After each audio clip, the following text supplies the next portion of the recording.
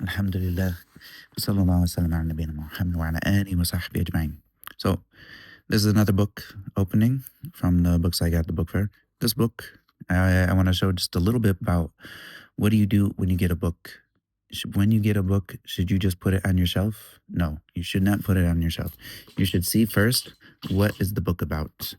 And so this is the first thing that you would do. When you get a book, you want to at least know what the book is about, have a basic understanding of the book, and then after that, you can put it on your shelf. And the problem is when people will get books, they will end up putting it on their shelf. They never open it. They never read anything from it. They don't even know what the contents in the book roughly are. Of course, do you need to read the book all the way? No, but you at least need to know what the book is about, and then get a basic idea of it. So, of course, the way that you would do it with this. So I would open the book even before opening the book. First off, I'm going to read the title of the book. Why did I get this book? I got this book because my shuyukh were talking about this particular issue, which is Ibn Taymiyyah wal Maghul. So when the Mongols came into the Islamic world, how did Ibn Taymiyyah deal with them? And there was definitely a bunch of issues that happened with this. And there's a lot of tarikh, or like tarikh, which is history and whatnot, and happened. So that's what this book is about. This is about Ibn Taymiyyah and the Maghul. So that's the first thing you would want to understand. What is the title? And then also tarikh lam yuqra. Okay, so this is a history that hasn't been heard before. And so now these types of books, they actually have a back cover. And so this is great. Someone can read the back cover. And so here, after a quick look and reading on this, what I get from here is that he's talking about Ibn Taymiyyah in this particular context with the Mughals, also about his life in general in the context of the political sphere of what he was going through, and talking about some of the effects that he had in politics at his time, and also talking about where he stood in this issue. And also they want to get a clear issue of who is Ibn Taymiyyah when it comes to the big picture. It says here, he wants to clear up the surah of Ibn Taymiyyah, like what does he look like? What was his actual role fi asrihi, in his time? What was he actually doing? And get a big picture of it. Muktamila, like it's complete, ghayr mujtazi'a, and so also it not being separated like piece by piece. مرتبة غير مبعثرة, and so in an orderly fashion, موثقة غير مزورة, and so also in a way that is in a way that موثقة غير مزورة, in a way that is like scholarly and is not something that is just making up lies. And so this is the basic issue. And so some of the good thing about books that are in English and whatnot is that they will usually have this back panel, which gives you a brief. Now I know it's in the book. Even if I didn't open it, I at least know what the book's about. Of course, do I want to know more? Yes, you want to know more. So the next thing that you would do is you actually open up the book, and then you would read the contents. So here, I'm going to open up this book here, and I'm going to get a brief look at what is going to be in this book. Pardon me, I'm just recording with my phone, and this is easy for me to record when it comes to books. All right, so here we go. I'm opening it up, and Bismillah. First thing, even this is also nice. Like this particular publishing company, they've taken note. Sometimes they'll put the fahris at the end, but here they put it actually at the very, very, very beginning. So of course, after the Bismillah, they start up with the fahris. And you'll find this is English books. A lot of times they do this so that you know what's in the book at the beginning.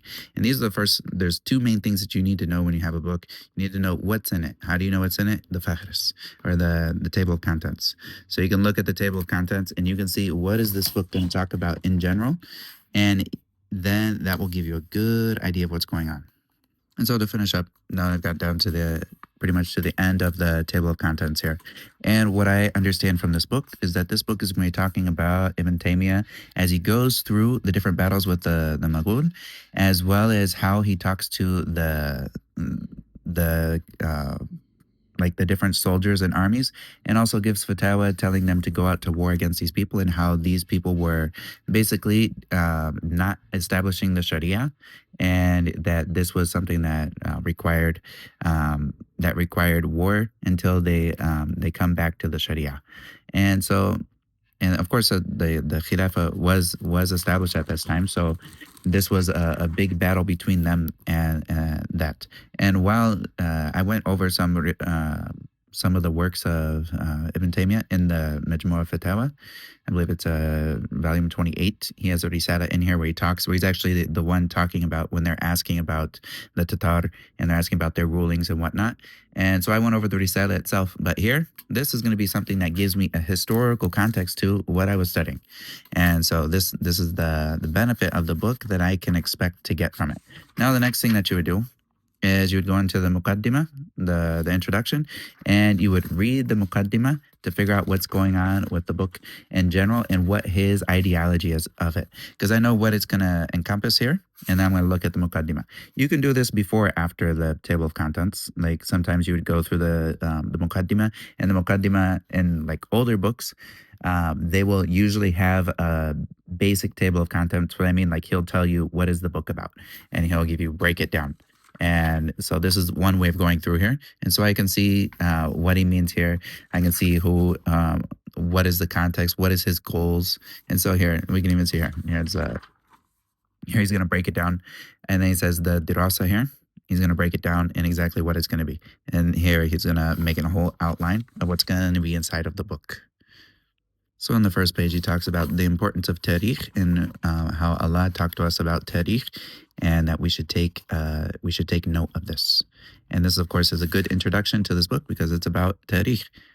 And so he's getting us into the mode of thinking about why is tarikh important and why especially this particular tarikh, or like this particular history.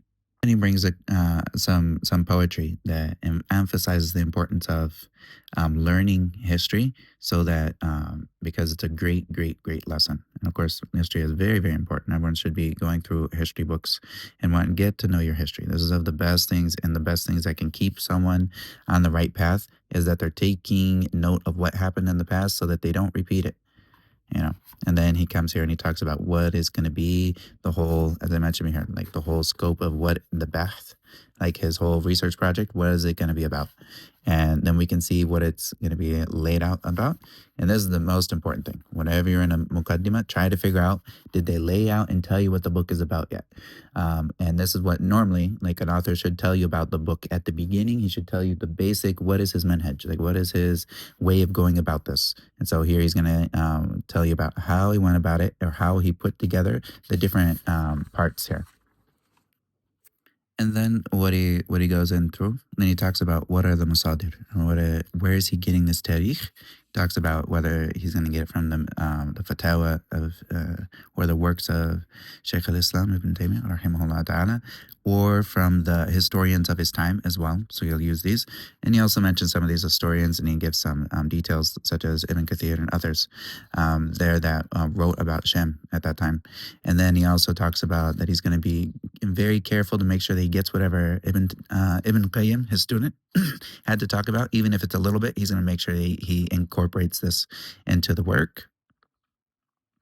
And he's going back to a lot of the different books that have to do with history, as well as biographies of people of that time, whatever will help him with this. And at the end of the Muqaddimah, he talks about some of the other things that he's going to talk about in the book, one of the other major portions. And the other major portion in this book is that he's going to reply to some of the claims of the Rafida, and also the Orientalists and whatnot, and their claims about this time, and also of some of the Tatar. And then also he mentions at the end that he's going to reply to to some other works that were made against Shaykh al-Islam in this time, as well as at the end he says mulhaq, and this is something I didn't know and now I know, is that he also did tahqiq for one of the rasail of Shaykh al-Islam Ibn Taymiyyah that has to do with his fatawa of the Tatar. And this, from what it looks like, is at the end. And he also says he's gonna deal with it as tahqiq, which is like that he goes over the original text and then he gives it tahqiq. And here we go. So at the end, mulhaq, which is like something that's added, like an extra thing. And so this is his fatwa, or futiya fi qital al-Tatar. the Shaykh Islam ibn Taymiyyah. Then he goes through here. He talks about this particular risala, and he has his own muqaddimah as if it's a own little small book inside of like one of the fatawa, and he has his own. How did he do the tahqiq in this with the manuscript that he was working with? He's got a couple, 3 manuscripts, and then he goes through here. He talks about it. Yeah, and this is actually the one that I read before, and so this is actually this is nice that he actually did tahqiq for that manuscript, because what I was reading in Majmu'ah Fatawa, there were some issues with some of the wording and whatnot that I knew I needed to look at, and I need to make sure that it was right. But this is nice to see that I found this other thing in this risala that is inside of Majmu'ah Fatawa. It's here, and it's going to have a lot more work. And of course, like down here, you'll see these are some things that you'll have. Every book, except for the Quran, will have issues with the wording from person to person, and you'll find that there are things that drop from books. You'll find that maybe a whole paragraph here. And so sometimes you'll find like there might be a whole paragraph that gets dropped from a book. You'll have lines that get repeated, and so someone has to do this. And sometimes there'll be a word. Let's see here. And so this is Shariah. And then here, Shariah al-Islam. Okay, there's a little difference here. And so you'll have some of these little differences. And this is what tahqiq, when they put together the 3 manuscripts, they'll see what's different.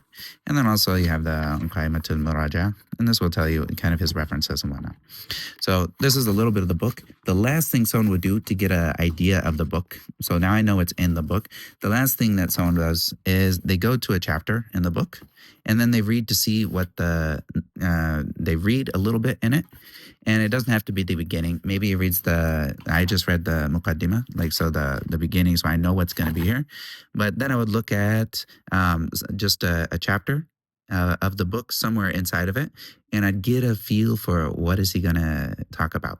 And then after I do this, then I could put the book on my shelf, and I know when I come back to it, I know what I'm coming back to, and I know where to go on this. Am I going to have time to read every single book before I even put it on my shelf? No, this is not the key, but the key is you know what is in your book, and you know when you need to go to it.